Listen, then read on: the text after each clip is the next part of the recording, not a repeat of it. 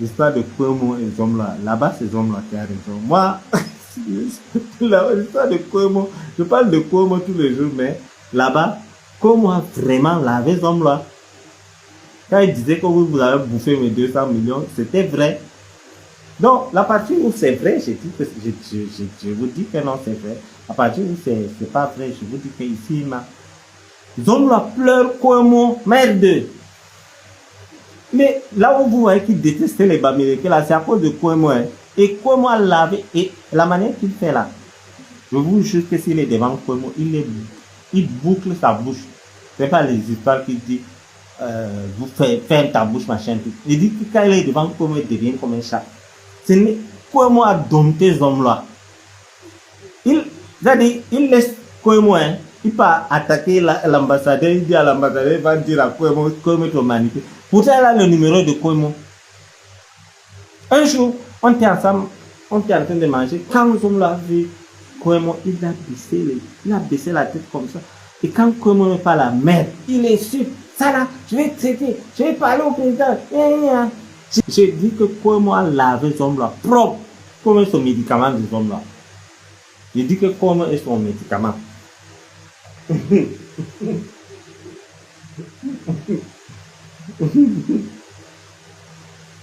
Là, si on me demande que entre Kwemo et Zomla, qui a tort, je vais dire que c'est Kwemo. C'est-à-dire qu'il a lavé Zomla, Zomla respecte Kwemo. Il te voit, tu dis que tu es Bamileke, il dit, les gens de Kwemo. Dès que tu es nordiste, c'est Bachir qui t'a envoyé m'espionner. Dès que tu es Bamileke, c'est Kwemo. Donc, ces gens-là, c'est des lâches, mes chers voisins, chères voisines.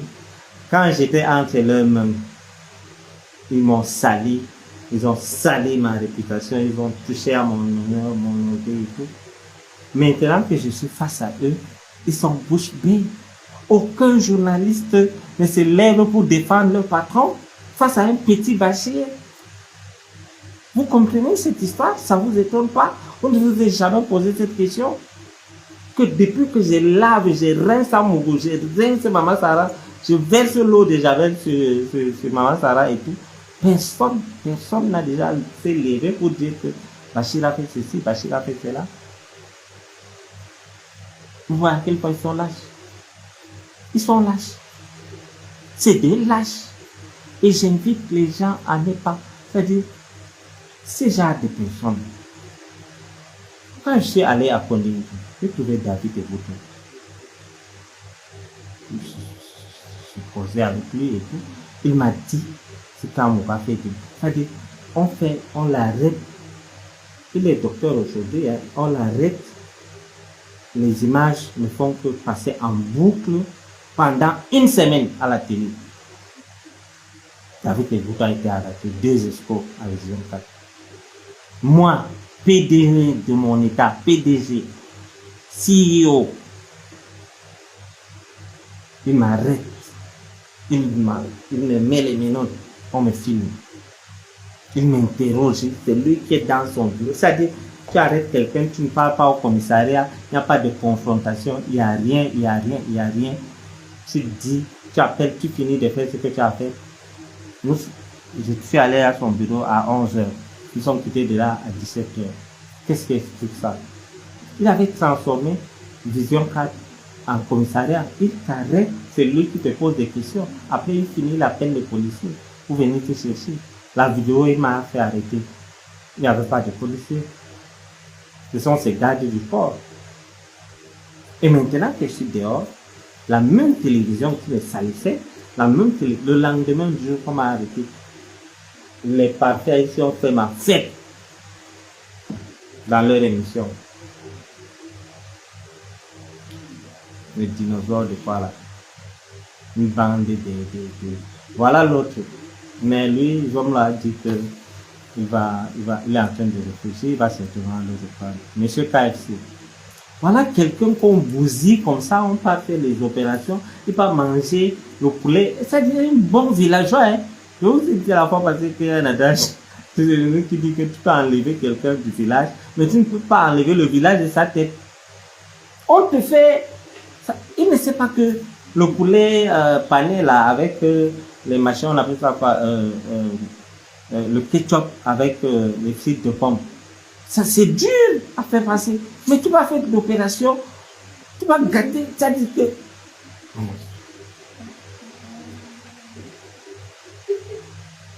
L'homme a été fâché parce que l'opération la coûte cher. Hein? Moi, je ne savais pas qu'il y avait ce genre d'opération. Je vous jure. Moi, si je ne connais pas quelque chose, je vous dis, la semaine passée, je vous avais dit que il y a certains journaux qui m'étaient comme un structuré homme d'affaires. C'est vous qui m'avez informé. Et les autres sont les enfants chéris. Ils ont respecté le code. On dit qu'on boit seulement les yaourts, on ne fait rien. Et l'opération a réussi, ils sont rentrés, ils ont recommencé le travail. Oui. Donc, le proxénète, patron PDG, les gars viennent là saper. Hein. Ah, voilà, machin, tout qui parle. Après là, les gens qui sont dans les histoires de béret là, ils appellent. Tu vois le gars qui était en veste bleue là, non? Je veux ce gars ce soir. À mon côté, appelle. Il y a tel qui t'apprécie, hein? Il faut t'apprêter le soir, tu pars. Il amène ces gens, ces outils de travail pour faire l'opération. Martial, tu marches, tu te désolidarises. Pourquoi on ne pouvait même pas? On devait enfermer Martial dans sa chambre. Le gars passé, il a vu les poulets. KFC. Il est allé prendre un seau, hein. Ça dit, tu sens que l'homme bêti est foncièrement non. Il est allé chercher un seau de KFC. Le lendemain, avant midi, il appelle le docteur, je vais aller aux toilettes, docteur. Non, il n'y a pas de problème, vous pouvez aller aux toilettes, il n'y a pas de souci. Il n'y a pas de souci. Il dit non, pas, il dit, c'est juste pour revenir, il n'y a pas de souci, allez-y, monsieur. Vous savez que les whites sont polis dans les histoires, hein, avec les histoires de LGBT, là. Les gars sont polis, mais respectueux. Ils disent que vous pouvez aller, vous avez respecté les consignes. Il dit non. Moi, hier, j'ai vu, il marche dans la nuit, il sait que ça, mais il ne sait même pas comment. Quand on dit tu veux un digestif, là, il ne sait pas comment ça marche, il se contente seulement de manger. Le lendemain, pap, on dit que, on commence à appeler le white que non, il ne pas c'est gâté, Martial veut aller au toilette. Les autres, c'est coépouse. C'est coépouse. Quand c'est les hommes, on dit que c'est coépoux. Oui, c'est coépoux sont venus là. Comment toi aussi tu as fait ça? Moi, j'ai vu, je n'ai pas fait. L'autre, comme lui, c'était pas sa première fois d'aller en Bénin. Lui, il connaît et tout. Martial est allé gâter. Il a pressé, il a fait tout pour ne pas. Finalement, il est allé lâcher. Tom a été fâché. Il dit que non, tu connais combien ça m'a coûté. Et le temps, gna.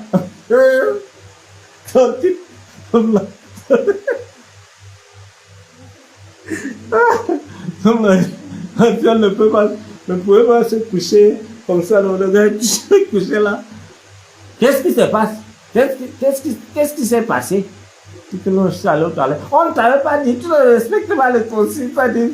L'homme l'avait écouté de lui quand il a vu que Martial était couché comme ça. Il dit que ça va, on va rentrer au pays. Tu vas revenir après. Et il est reparti après.